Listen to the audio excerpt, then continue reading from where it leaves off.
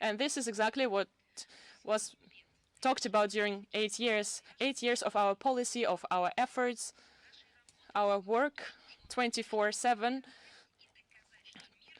That's what it took to demonstrate that the peaceful resolution of this high-tension conflict, which in 2015 was already a bloodbath and priority problem, that any other scenario other than dialogue is tragic in its nature and should be avoided. And could you please say how many years must it have taken, must have this bloodshed gone on in eastern Ukraine? 5, 10 years? Why did you start counting victims only today, or say yesterday? Who gave you the right to ignore victims, especially we were talking about thousands of them over all these years?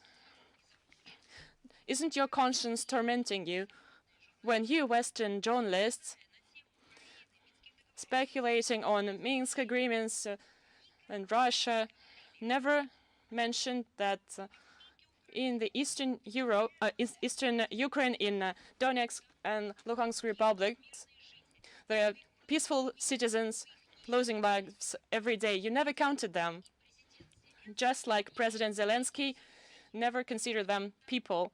Who gave you the right to speak of the victims starting only today? If that's the way you create your reports, if that's your approach to it, you are not journalists and you're not people.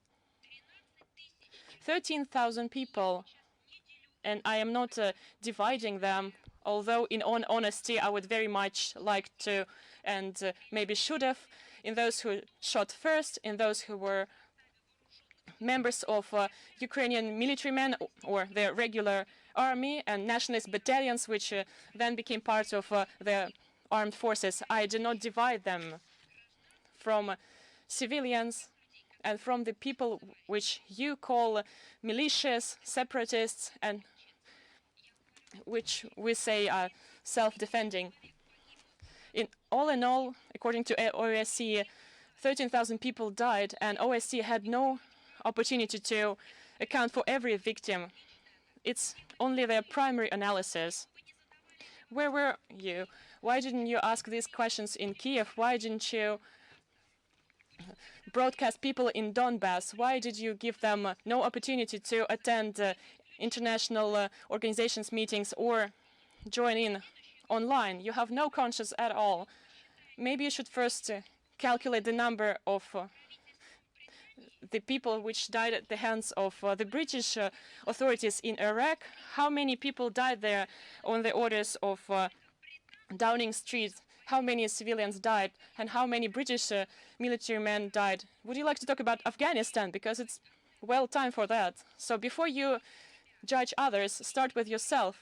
And if you talk about the situation in Ukraine and the actions of Russia in protecting peaceful citizens of Donbass, you shouldn't start counting with February 2022. This history is many years old. At least you should start with 2013. And the last thing I would like to say, you'd like to count the citizens which died. Did you count the people that died on Maidan in 2013, 2014? How many people died? How many people were killed by snipers? How many armed law enforcement people died? How many people were killed with stones? Have you ever reported on that?